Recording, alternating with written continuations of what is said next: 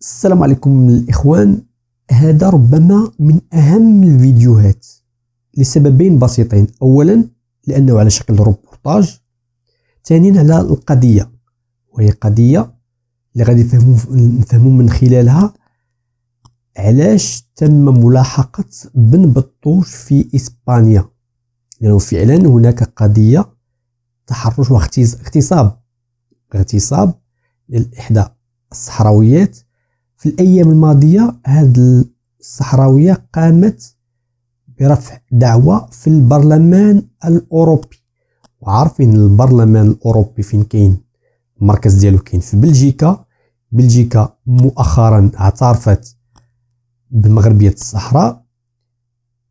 يعني هذه تحركات كاينين في الكواليس في الخفاء. غادي نشوفوا هذا الروبورتاج، كاين جزء بالعربية وجزء بالفرنسية، ونتلاقاو في الأخير.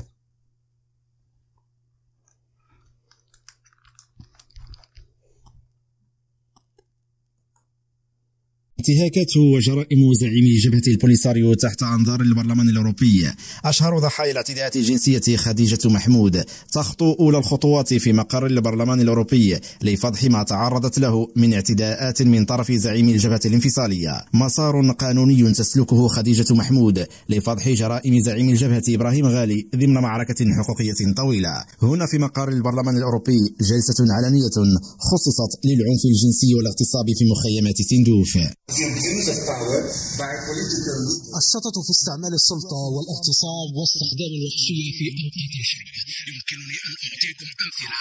دعونا نتحدث عن خديجة محمود التي تتهم زعيم جبهة البوليساريو بالاغتصاب عندما كانت تبلغ 18 عاما، وعملت كمترجمة لجبهة البوليساريو في مكتب له من أجل تسهيل حصولها على تأشيرة للسفر إلى إيطاليا. وطالب الجلاد بممارسة الجنس لكنها رفضت فاغتصبها. في تفاصيل هذه المعاناة الإنسانية تحكي خديجة محمود الاغتصاب الذي تعرضت له من طرف زعيم جبهة وهي لم تتجاوز 18 من عمرها. خلال اللقاءات التي عقدتها هذه الناشطة مع نواب أوروبيين نقلت تجربتها واقع نساء يعانين في الصمت. شهادة مليئة بالوقائع كانت مناسبة لدق ناقوس الخطر لواقع حقوق الإنسان بالمخيمات. أناضل من أجل حقوق الإنسان، وأعود هنا في البرلمان الأوروبي لواقعة الاغتصاب وتقديم نظرة على واقع النساء في مخيمات تندوف، لأن الكثير في البرلمان الأوروبي لا يعلمون حقيقة أوضاع النساء في المخيمات. أنا هنا لأول مرة، وحادثة الاعتداء الجنسي خلفت أثرا كبيرا في نفسي. التقيت الكثير من البرلمانيين، وكانت فرصة لتقاسم تجربتي ودق ناقوس الخطر إزاء وضع النساء في تندوف. ابتزاز وتحرشات واعتداءات جنسية جزء من مسلسل طويل من انتهاكات حقوق الإنسان، وأبرز نواب برلمانيون في هذا السياق الانتهاكات الخطيرة التي تتعرض لها النساء من طرف قيادي الجبهة. على المنظمات الدولية أن تتحمل المسؤولية، لأن هناك اهتمام أقل بالموضوع، وسوف نددد بالأمر في الأمم المتحدة. إن المجتمع الدولي مدعو لأن يتحمل مسؤوليته. يجب أن يكون هناك اهتمام، ولا يجب أن ننسى أن هناك نساء وأطفالا يعانون من سوء المعاملة في مخيمات تندوف. رغم محاولات مجموعات محسوبة على الجزائر والبوليساريو لثنيها عن إسماع صوتها، فإن خديجة محمود نجحت في نقل معاناتها إلى المجتمع الأوروبي، وسلطت حالة هذه الناشطة الضوء على انتهاكات حقوق الإنسان في مخيمات تندوف وتاريخ قيادي الجبهة الحافل بالجرائم والاعتداءات في حق النساء بالمخيمات. Nous sommes à Bruxelles.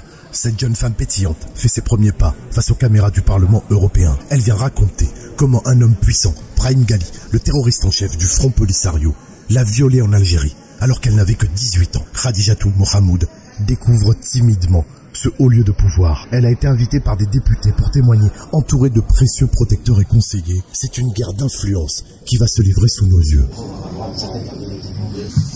Ici, un spin doctor, un conseiller de l'ombre. Il sert aussi de traducteur, loin des caméras, dans le bureau d'un parlementaire qui souhaite rester anonyme. Elle demande si le Parlement européen a déjà traité les abus sexuels des gens de pouvoir envers les femmes. Gêné, le député précise qu'il condamne fermement les abus contre les femmes, peu importe les hommes puissants ou non, peu importe les bords politiques. Ça me donne de l'espérance de vous voir, car la lutte pour nous protéger n'est pas seulement celle des femmes, mais celle de... Les rencontres vont s'enchaîner pour Khadijatou. Ses conseillers ont préparé un agenda très chargé. Première surprise, Dick Roche, l'ex-ministre de la Justice d'Irlande et fervent protecteur des droits des femmes. Ici, avec Henri Mallows, du Conseil social et économique européen. Khadijatou, cette jeune Sahraoui, bête noire du Polisario, est très soutenue au Maroc, mais aussi en Algérie. Du Sahara au Parlement européen, elle découvre pour la première fois l'hémicycle, guidé par un vieux loup très respecté, qui connaît le moindre recoin de cette institution où se joue la vie politique internationale. Elle ne le sait pas encore, mais le Polisario a payé des lobbyistes pour faire annuler son intervention publique auprès des députés européens. Dans ce haut lieu de pouvoir, tous les coups sont permis. Cette femme voilée, haut fonctionnaire d'un pays musulman, lui apporte verbalement son soutien, mais refuse d'apparaître publiquement, car les dirigeants de son pays soutiennent le mouvement terroriste du Front Polisario. Ici, Charlie Zeimers, le conservateur réformiste de Suède, hors caméra, comme tant d'autres, il nous confirme l'influence du Polisario au sein du Parlement européen. La guerre se joue aussi sur les réseaux, et Khadijatou va partager à ses milliers de suiveurs son périple bruxellois au cœur du pouvoir. Ses publications sont scrutées par les agents d'influence d'Alger et du Polisario. Nous sommes à quelques minutes de l'intervention publique de Khadijatou auprès des députés européens. Mais la mauvaise nouvelle tombe, et c'est la douche froide. Dans les coulisses du Parlement, le Polisario a déjà gagné.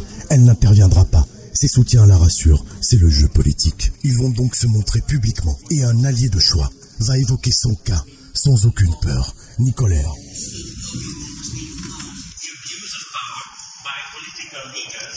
L'abus de pouvoir sur les femmes par des leaders politiques, les viols et l'utilisation de la brutalité en période de guerre, je peux vous en donner des exemples. Mais d'abord parlons de Khadijatou Mahmoud, qui accuse le leader de Front Polisario Brahim Ghali de viol. Elle avait 18 ans, elle travaillait comme interprète pour le Polisario. Dans son bureau de l'ambassade, après un chantage pour obtenir un visa pour aller en Italie, il a exigé une relation sexuelle. Elle a refusé, Brahim Ghali l'a violée. Plusieurs femmes, comme l'Estonienne Marina Kaljurand, l'ex-ministre des Affaires étrangères, mais encore le docteur Branka Antic, qui travaille sur les abus et les soutiens psychologiques, l'encourage à continuer malgré les pressions. Dans le cas de Khadijatou, c'est comme dans beaucoup d'autres cas d'ailleurs, il est pratiquement impossible d'abord psychologiquement de déposer une plainte et ensuite quand c'est fait, il n'y a pas vraiment de suivi et donc il y a une impunité totale qui culpabilise finalement 2 fois plus la victime. Lors de la conférence de presse, l'avocate Sophie Michez, qui connaît bien les exactions du Polisario, va briser l'omerta face caméra, sans langue de bois. Juridique, social et humanitaire qui prévaut dans les cantines douces offre une couverture pour les violations par les dirigeants du Polisario des droits des femmes qui sont souvent séquestrées, violées et maltraitées. Il n'y a aucune règle juridique mise en place, aucun tribunal. Il est seulement dépourvu de tout moyen et je pense que ça, à un moment donné, il faudra quand même que ça change. Il faudra quand même que les organisations internationales prennent leurs responsabilités. Effectivement, on va dénoncer ça auprès des Nations Unies. On a un peu l'impression de parler dans le vent et à un moment donné, il faudrait quand même que la communauté internationale prenne ses responsabilités. D'accord, il n'y a peut-être pas d'intérêt économique. C'est peut-être la raison pour laquelle, et là je suis en train de déborder le papier que j'avais présenté, mais il n'y a peut-être pas d'intérêt économique, donc il y a peut-être moins d'intérêt. Mais je pense qu'on est vraiment en train d'oublier qu'il y a des femmes et des enfants qui subissent, mais vraiment, mais des sévices extrême. La parole et le combat pour la protection des femmes que cette jeune Sahraoui porte en elle et dans sa chair commence à payer. Elle nous l'a confié. Il faudra la tuer pour qu'elle se taise. Les dictateurs, puissants et autres chefs mafieux ou terroristes ont un nouvel ennemi. Son nom, Khadijatou Mahmoud.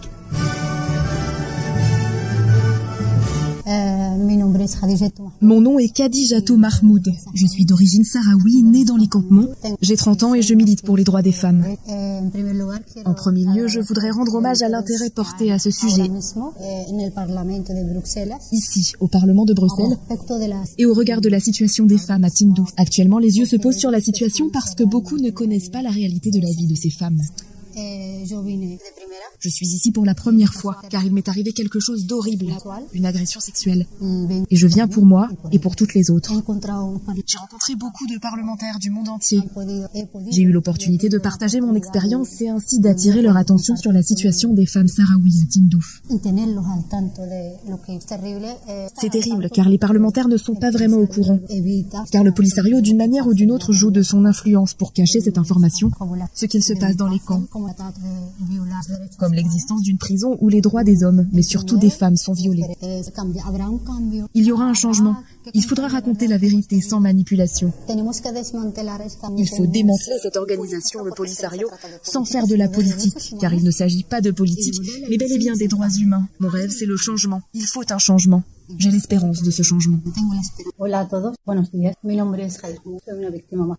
Me vine aquí en el 2005, me fui de visita al campo. Para visitar la familia, ver la familia. Pues me quedé hasta el 2000. En todo ese tiempo trabajé como traductora, Ramón, Tisrifat, en varios ONG. He estado trabajando con varios ONG. Entonces me dedicaba solo a traducir. Yo soy una víctima más del Polisario, pero fui violada. Vine aquí y puse la denuncia. Hace unos me enteré por medio de que Brahim Gali, el hombre que me violó, estoy muy agradecida a este país que me dio la oportunidad de poner la denuncia, reconocer mis derechos. Pero también estaría muy agradecida si lo detiene normalmente. Y aquí estamos, a ver cuándo se va. No sé cómo han podido dejarle entrar, no lo entiendo tampoco. Ni quiero llegar hasta ahí, pero como una más de las víctimas deseo que lo cogen y que lo detengan.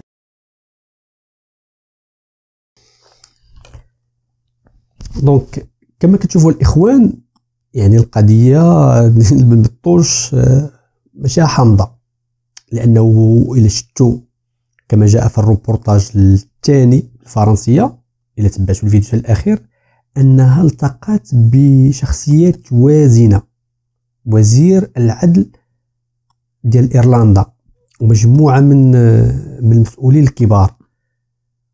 دونك القضيه فاش وصلت الاتحاد البرلمان ديال الاتحاد الاوروبي ومن ثم غتمشي للامم المتحده، واكيد انه كاين هناك قضايا اخرى هذه فقط اللي ظهرت وعرضت القضيه ديالها. دونك القضيه ديالها ما بقاتش فقط في اسبانيا، ولات في اوروبا في الاتحاد الاوروبي وغتمشي للامم المتحده، وهذا الشيء فعلا غادي يجبد قضايا اخرى وملفات اخرى. عطيونا الراي ديالكم فين غتمشي هذه القضيه، وممكن يطلعوا مؤسسات او جمعيات للدفاع عن حقوق الانسان ويطالبوا بملفات اخرى. غادي نشوفوا هادشي، نتبعوا هذا الموضوع هذا بالطوش، ما غاديش يتزقل الى مشى لشي دوله اوروبيه.